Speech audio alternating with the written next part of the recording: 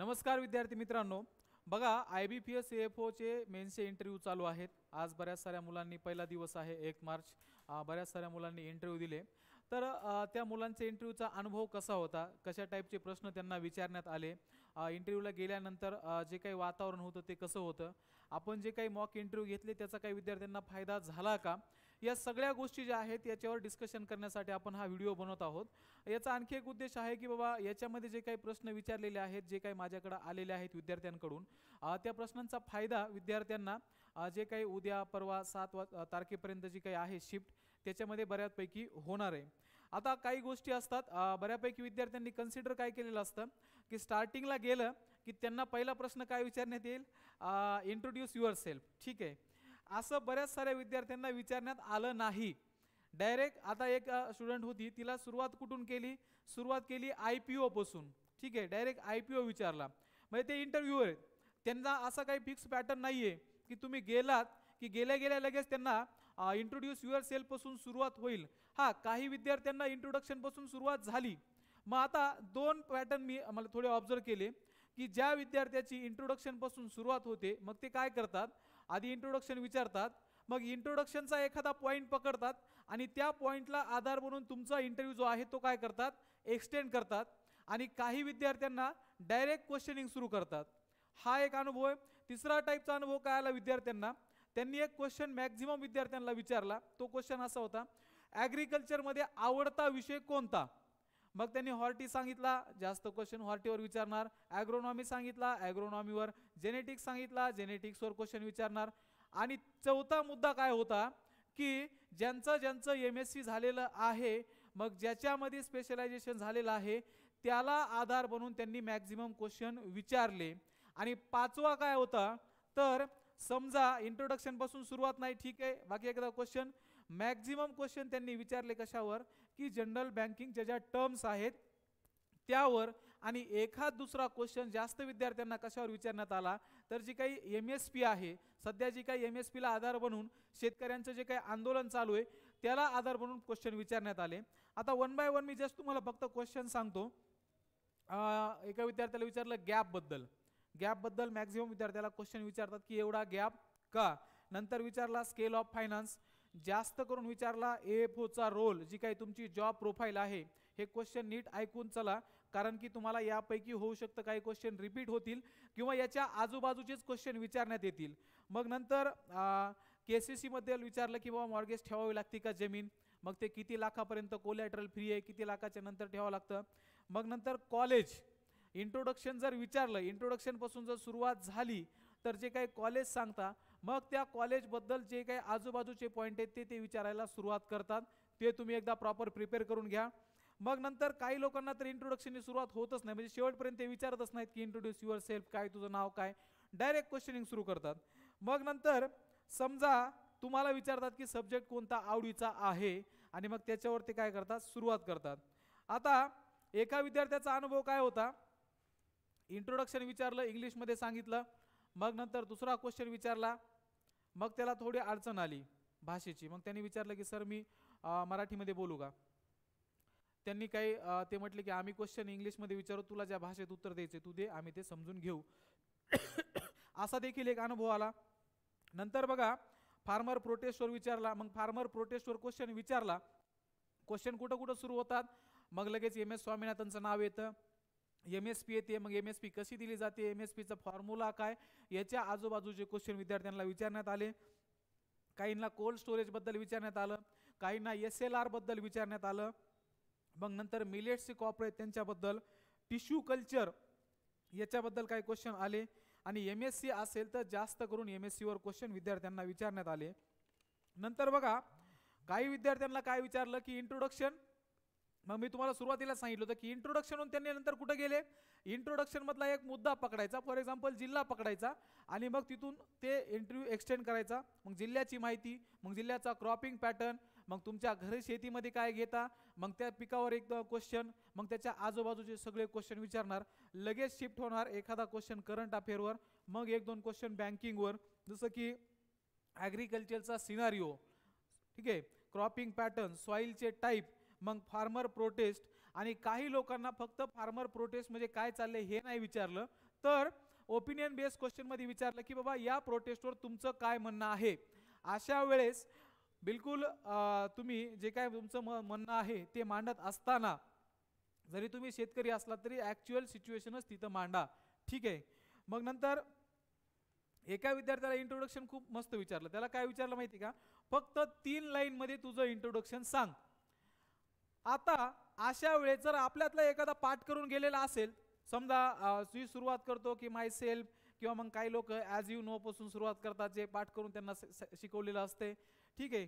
मग ते सुरू करतात, मग त्यांचं 5-10 लाईनमध्ये ते इंट्रोडक्शन देतात. जोपर्यंत इंटरव्ह्यूवर थांबवत नाही तोपर्यंत. यांनी काय सांगितलं, जास्त नाही, 3 लाईनमध्ये तुझं इंट्रोडक्शन करून दे, हे होतं. मग नंतर तो बायोटेकचा आहे, मग लगेच टिश्यू कल्चरवर क्वेश्चन सुरू झाले. मग क्लोनिंग आणि टिश्यू कल्चरमधला डिफरन्स विचारला. मग नंतर कॉर्पोरेट आणि RRB मधला, ज्या कॉर्पोरेट बँक आहेत आणि RRB आहेत याच्यामधला डिफरन्स विचारला.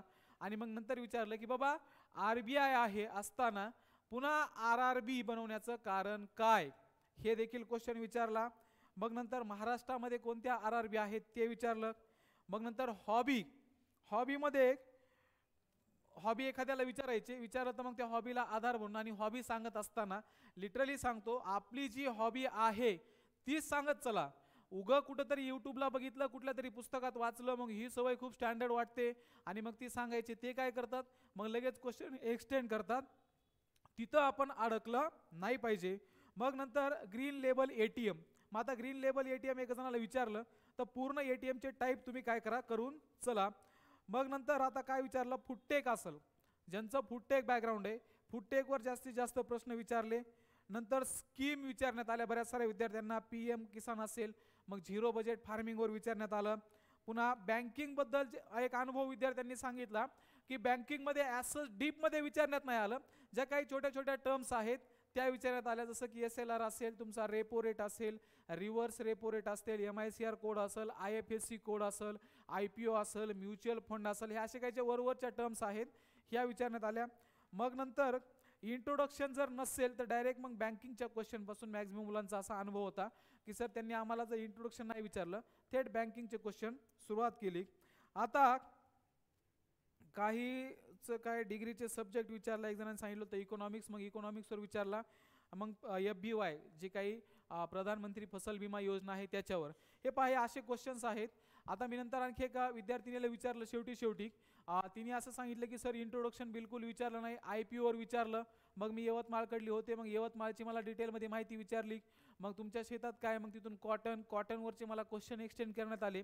आता इन शॉर्ट मी जर तुम्हाला सांगायचं म्हटलं ना, इंटरव्ह्यूचा जर पॅटर्न तुम्ही बघितला तर एक इंटरव्ह्यूचा पॅटर्न सुरू होतो तुमचा इंट्रोडक्शन पासून, आणि एक इंटरव्ह्यूचा जो पॅटर्न आहे तुमचा हा विदाऊट इंट्रोडक्शन. जर इंट्रोडक्शन पासून इंटरव्ह्यू सुरू झाला तर ते काय करतात, तुम्ही जे इंट्रोडक्शन सांगणार आहात त्यातला मग तुमचा जिल्हा असेल, मग जिल्ह्यापासून ते क्रॉपिंग पॅटर्नवर जाणार, मग त्या क्रॉपवर जाणार, किंवा तुमचं कॉलेज सांगितलं इंट्रोडक्शनमध्ये, त्या कॉलेजमधली डिटेलमध्ये इन्फॉर्मेशन विचारणार, किंवा तुमच्या जिल्ह्याची माहिती विचारणार, मग तुम्हाला विचारणार, किंवा तुमचा ॲग्रिकल्चर मग तुम्ही सांगत असता MSc आहे, मग MSc असेल इंट्रोडक्शनमध्ये त्याच्यावर क्वेश्चन विचारणार हे, किंवा तुम्ही फूडटेक सांगितलं फूडटेकवर विचारणार, हे करणार. आणि एक पॅटर्न इंट्रोडक्शनचा सुरू काय होतो आपलं इंटरव्ह्यूचा, की त्याच्यामध्ये तुमचं हे नसतंय, इंट्रोडक्शननी सुरुवात होत नाही. अशा वेळेस मात्र आपला गोंधळ झाला नाही पाहिजे. त्यामुळं इथून पुढच्या शिफ्टचे जे विद्यार्थी आहेत त्यांनी ही प्रिपेअर करून जा की आपल्याला इंट्रोडक्शन पासून सुरुवात होईलच याची गॅरंटी नाही, बरोबर. आपल्याला डायरेक्ट बँकिंग पासून क्वेश्चनची सुरुवात होऊ शकते, आणि फार डीपमध्ये काही ते विचारत नाहीयेत. कधी कधी एखादा क्वेश्चन नाही जरी आला तरी देखील इंटरव्ह्यूला सगळेच क्वेश्चन आपल्याला यायला पाहिजेत असं जरुरी नाही. पुन्हा एकदा सांगतो, इंटरव्ह्यूला प्रत्येक प्रश्नाचं उत्तर आपल्याला यायला पाहिजे असं जरुरी नाही. परंतु जरी प्रश्नाचं उत्तर आपल्याला आलं नाही तरी देखील ते येत नाही हे सांगण्याचा देखील एक आपला सॉफिस्टिकेटेड तरीका असला पाहिजे, ठीक आहे. सॉरी सर, मी याच्याबद्दल वाचलं होतं पण मी आता रिकॉल नाही होत मला, किंवा फक्त सॉरी सर म्हणा, नाही तर गपकन म्हणाल मला नाही येत, नो सर, असं ॲरोगन्स दाखवू नका.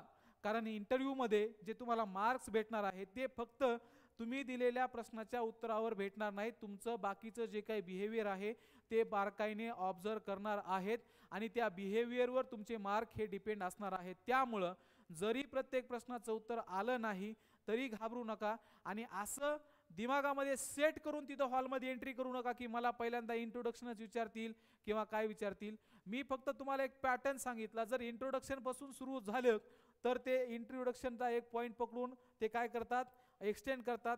जर इंट्रोडक्शन पासून नाही सुरू झालं मग मात्र ते रँडमली बँकिंगवर क्वेश्चन विचारतील, मग करंटवर एखादा क्वेश्चन विचारतील. तर मी जे काही तुम्हाला क्वेश्चन सांगितले, मी जे काही तुम्हाला तिथले एन्व्हायरमेंट सांगितलं, याचा फायदा 2 तारीख 3 तारीख ते 7 तारखेपर्यंतच्या विद्यार्थ्यांना होईल. ठीक आहे, हाच आपला एक प्रयत्न होता की इथून पुढचे जे शिफ्टचे जे विद्यार्थी आहेत त्यांना आजची जी शिफ्ट झाली, आजचे जे इंटरव्ह्यू झाले, त्यांचा अनुभव इथून पुढच्या विद्यार्थ्यांना कामी यावा, त्यांना एक काय म्हणतो आपण एक चित्र त्यांच्या डोळ्यासमोर दिसावं. आता आम्ही जे इंटरव्ह्यू घेतले, आम्ही जे मॉक इंटरव्ह्यू घेतले त्यामध्ये आम्ही 5 जणांचं पॅनल ठेवलं होतं आणि विद्यार्थ्यांचा स्पेशल आम्हाला काय आला, एक फीडबॅक काय आला की सर तुमच्या मॉक इंटरव्ह्यू जे आम्ही दिले, ठीक आहे, स्पार्कल एज्युकेशन आणि PK ॲग्री अकॅडमी या दोघांनी कोलॅबरेशननी जे काही मॉक इंटरव्ह्यू घेतले होते, या इंटरव्ह्यूमध्ये आम्ही 5 जणांचं पॅनल बसलो होतो. एक जण HR वर विचारणार, एक जण बँकिंगवर विचारणार, एक जण ॲग्रिकल्चरवर विचारणार, एक जण करंट अफेअरवर विचारणार आणि एक जण बाकी मग त्याला जे वाटेल ते किंवा ते ऑब्झर्वेशन ठेवायचे आणि मग नंतर आम्ही 10-15 मिनटं प्रॉपर फीडबॅक द्यायचो की काय इम्प्रूव्हमेंट केली पाहिजे, काय काय गोष्टीवर तू लक्ष दिलं पाहिजे. याचा विद्यार्थ्यांचा खास करून फीडबॅक काय आला की सर इथं आम्ही 5 जणांच्या समोर मॉक इंटरव्ह्यू दिला, तिथं गेल्यानंतर 5 जणांचं पॅनल होतं, ॲज सच आम्हाला काही दचकल्यासारखं घाबरल्यासारखं वाटलं नाही, कारण की 5 चेहऱ्यांना आणि रँडम क्वेश्चनला फेस करण्याची प्रॅक्टिस तुम्ही ऑलरेडी आमच्याकडून करून घेतली होती. हा फीडबॅक ऐकून खरंच मनाला खूप चांगलं वाटलं, भारी वाटलं. म्हणजे आपण जी मेहनत घेतली 5-5 जणांनी, आम्हाला वाटलं असतं आम्ही 2-2 जणांचे पॅनल करून 3-3 जणांचे पॅनल करून पटपट मुलं आवरले असते. 10 जणांमध्ये इंटरव्ह्यू 10 मिनिटात घेतला आणि लगेच जा पटकन हे नाही केलं. 10-15 मिनटं इंटरव्ह्यू घेतले, पुन्हा 10-15 मिनटं त्याला प्रॉपर इम्प्रूव्हमेंट सांगितल्या. त्यातले काही विद्यार्थी असं म्हणले की सर आम्हाला डबल यायचं इंटरव्ह्यूला, त्यांचे डबल इंटरव्ह्यू घेतले आणि कुठेतरी विद्यार्थ्यांना याचा फायदा आता दिसू लागलेला आहे. तर बघा आज आपण हे घेतलं, उद्या देखील 2 तारखेला जे काही विद्यार्थी इंटरव्ह्यूला गेलेले आहेत त्यांना जे काही प्रश्न विचारलेले आहेत त्यांचा जो काही अनुभव आहे तो देखील अनुभव आम्ही तुमच्यापर्यंत पोहोचू, जेणेकरून 3 तारखेच्या विद्यार्थ्यांना याचा फायदा होईल. तर चला विद्यार्थ्यांनो इथंच थांबूया. हा फक्त एक छोटासा प्रयत्न होता, एक अनुभव पुढच्या विद्यार्थ्यांना कामी यावा यासाठी. चलो इथंच थांबूया. Thank you, good bye.